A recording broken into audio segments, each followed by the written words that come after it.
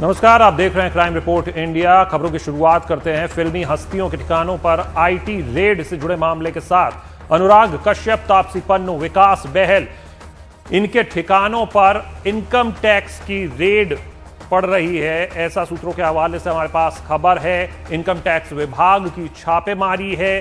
कुल करीब बताया जा रहा है 22 ठिकानों पर यह छापेमारी की जा रही है। कल कर चोरी के मामले में ये पूरी छापेमारी की जा रही है। फैंटम फिल्म्स से जुड़ा हुआ ये मामला बताया जाता है कि फैंटम फिल्म्स ने ये कर चोरी की है। इसी के साथ एक टैलेंट एजेंसी का भी नाम इसमें सामने आ रहा है। कौन कंपनी जो टैलेंट एजेंसी है उसके भी ठिकानों पर छापेमारी की जा रही है। कुल 22 ठिकाने हैं और इनमें जो बड़े नाम हैं फैंटम फिल्म्स से जुड़े हुए वो अनुराग कश्यप, तापसी पन्नू, विकास बहल, और ये वो नाम हैं जो सरकार की नीतियों के खिलाफ काफी मुखर तौर पर सामने आते रहे, सोशल मीडिया पर अपनी राय रखते रहे हैं। हमारे साथ मुकेश सिंह सेंगर ज्यादा जानकारी के साथ जुड़ रहे हैं। मुकेश, फैंटम फिल्म से जुड़ा हुआ मामला है, मीटू हुआ था, उसके बाद विकास बहल तो उसका हिस्सा नहीं रहे थे, अनुराग कश्यप उसका हिस्सा हैं और विक्रम मोटवानी हैं और मधु मेंटेना है,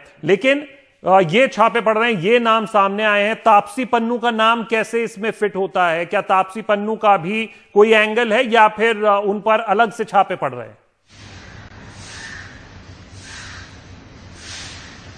देखिए, इनकम टैक्स डिपार्टमेंट के सूत्रों से जानकारी मिली है कि आज जो है बॉलीवुड के 3 बड़े जो नाम हैं, जिसमें अनुराग कश्यप हैं, तापसी पन्नू हैं और विकास बहल हैं, इनके ठिकानों पर मुंबई में अलग अलग जगहों पर छापेमारी चल रही है और कुल 22 ठिकाने हैं जहां पर रेड चल रही हैं।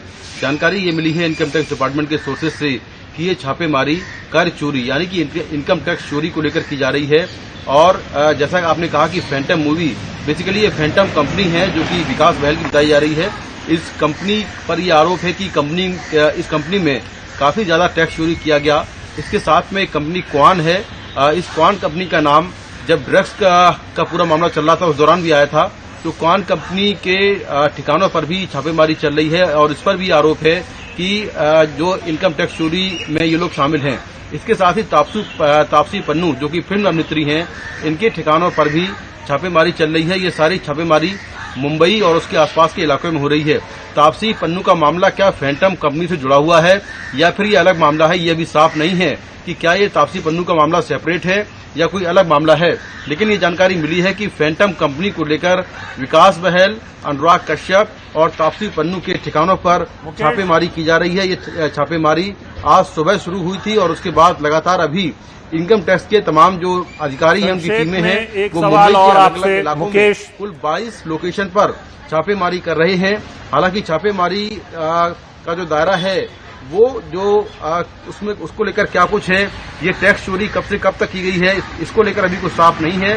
लेकिन ये बात गौर करने वाली है कि तापसी पन्नू और अनुराग कश्यप ऐसे लोग हैं जो अलग अलग प्लेटफॉर्म पर सरकार की नीतियों का विरोध करते आए हैं, उनकी आलोचना करते आए हैं। मुकेश, अगर आपको हमारी आवाज सुनाई दे रही है तो एक सवाल आपसे और है। जैसा कि कर चोरी का आप कह रहे हैं कि कोई अभी वो डेट सामने नहीं आ रही है कि कौन से वर्ष का वो मामला है, लेकिन ये जो 22 के 22 ठिकाने हैं, ये 22 ठिकाने फैंटम फिल्म्स से ही जुड़े हुए हैं।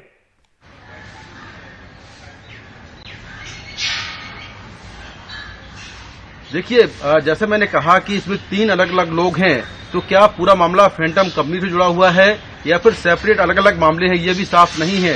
तो अभी कुल 22 लोकेशन पर छापेमारी चल रही है, जिसमें 2 कंपनी है, फैंटम और क्वान, इनके दफ्तरों पर। इसके अलावा जो ये 3 लोग हैं, इनके अलग अलग दफ्तरों में, इनके घरों में और कुछ अलग अननोन लोकेशन पर भी छापेमारी की जा रही है। लेकिन एक बात साफ है कि छापेमारी केवल मुंबई में ही की जा रही है और मुंबई के अलग अलग लोकेशन पर की जा रही है।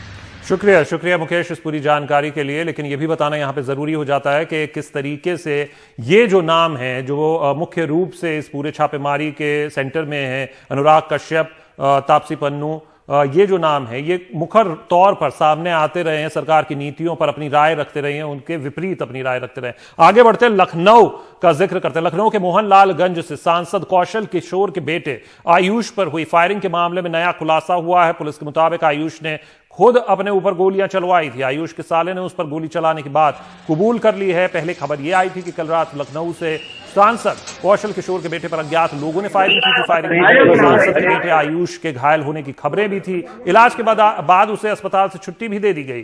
पुलिस के मुताबिक इस मामले में सांसद ने तहरीर नहीं देने की बात कही थी। इस बीच जब मामले का खुलासा हुआ उससे पहले ही सांसद का बेटा आयुष फरार हो चुका है। पुलिस उसकी तलाश कर रही है। प्लानिंग हुई होगी ना, किसको फंसाना? मेरे साथ कुछ नहीं था। किसको फंसाने का मूड था ये बताओ मुझे। ये तो वही जानता हूँ। वो वैसा बोले थे कि 4-5 लोग हैं। कौन लोग हैं वो?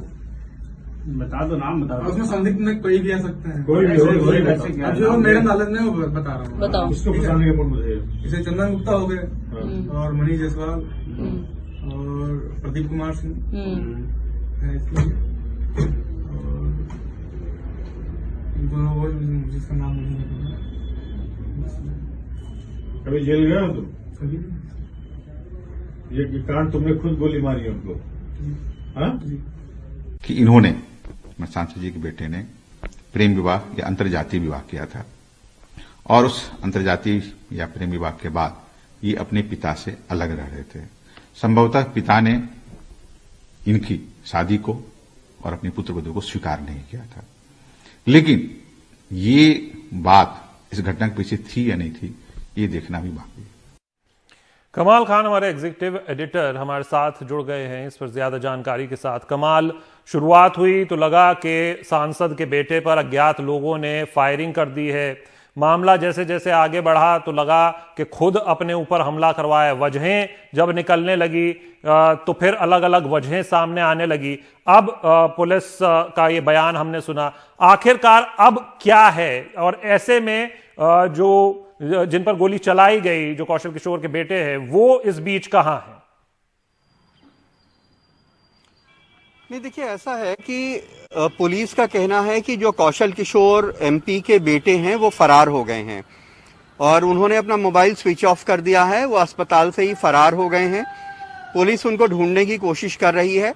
उनको हल्की गोली छूती हुई निकल गई थी, वो ज्यादा जख्मी नहीं थे और सुबह पता चला था कि अस्पताल से उनको छुट्टी मिल गई है। लेकिन अब ये कह रहे हैं कि वो गायब हो गए हैं, अगर वो कहीं मिल नहीं रहे हैं पुलिस को, और फोन उन्होंने बंद कर दिया है।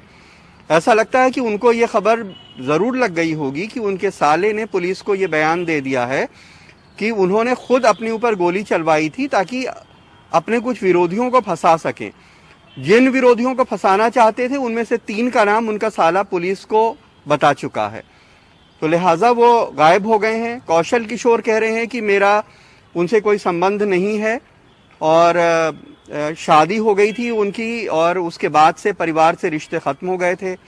वो अपने पिता के घर से 15-20 किलोमीटर दूर कहीं दूसरी जगह रहने लगे थे, तो दोनों में बातचीत नहीं होती और इसलिए वो उनके दोस्तों दुश्मनों से वाकिफ नहीं हैं। शुक्रिया कमाल, आप बने रहिए हमारे साथ। अगली खबर का रुख करते हैं। उत्तर प्रदेश के बुलंदशहर में 6 दिनों से लापता नाबालिग लड़की का शव मिल गया है। उसका शव गांव में ही एक घर से मिला है। पीड़ित के परिजनों का आरोप है कि बच्ची की रेप के बाद हत्या कर दी गई। नाबालिग के लापता होने के बाद 28 फरवरी को शिकायत दर्ज कराई गई थी। पुलिस का कहना है कि लड़की की हत्या की गई है और इस मामले में जांच की जा रही है। जिस घर से लड़की का शव मिला है उसमें 2 लोग रहते हैं। इस मामले में मुख्य आरोपी को पुलिस ने गिरफ्तार कर लिया है। कमाल खान हमारे साथ है। कमाल, अब इस पूरे मामले में क्या अपडेट है, बताएं। नहीं, देखिए ऐसा है कि बच्ची की बॉडी जो है एक शख्स के घर से बरामद की गई है। ये 22 साल का मजदूर है जो दिल्ली में काम करता था। लड़की उससे 100 मीटर दूर पे उसका खेत है। वो खेत में उसने कुछ खाना खाया और खाने के बाद उसे प्यास लगी, वहां पानी नहीं था, तो वो पानी पीने के लिए इसके घर की तरफ आई थी। ऐसा कहते हैं कि खाना खाने के बाद अक्सर बच्ची खेत से आती थी, 100 मीटर पे इसका घर था, वहां पानी पीने के लिए। तो उसने बच्ची को पकड़ के उसके साथ रेप करने की कोशिश की या रेप किया और उसके बाद मार करके उसको मिट्टी में गाड़ दिया। अब वो शख्स जो है गिरफ्तार हुआ है हिमाचल प्रदेश से। उसने, पुलिस का कहना है कि उसने अपने जुर्म को कबूल कर लिया है। उसने माना है कि वो शराब पिए हुए था, उसने बच्ची के साथ ये सब किया और उसकी हत्या कर दी है। अब उसको गिरफ्तार कर लिया गया है, उसको जेल भेजा जा रहा है, उसके खिलाफ बलात्कार का और हत्या का मुकदमा कायम हो गया है। शुक्रिया कमाल इस पूरी जानकारी के लिए। आगे बढ़ते हैं, उत्तर प्रदेश से ही एक और खबर का रुख करते हैं। उत्तर प्रदेश के बुलंदशहर में बीती रात एक पिता ने अपनी 3 बेटियों और पत्नी पर हथौड़े से वार कर दिया, जिसमें 2 बेटियों और पत्नी की मौत हो गई है, जबकि तीसरी बेटी अस्पताल में गंभीर हालत में भर्ती है। आरोपी की उम्र 60 वर्ष है। दरअसल पूरा परिवार खेती में दिहाड़ी मजदूरी का काम करता था। बताया जा रहा है कि पिता अक्सर शराब के नशे में रहता था और घर का ज्यादा पैसा शराब पर लुटा दिया करता था।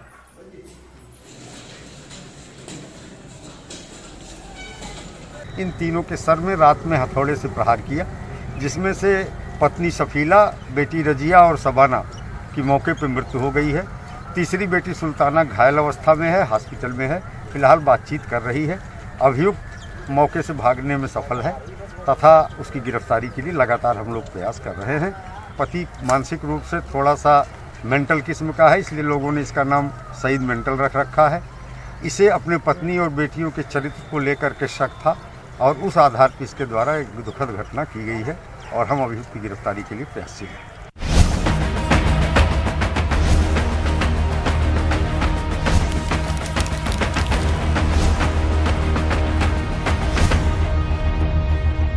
तो क्राइम रिपोर्ट इंडिया में आज फिलहाल इतना ही। आप रहिए सजग और सतर्क। हमें दीजिए फिलहाल इजाजत।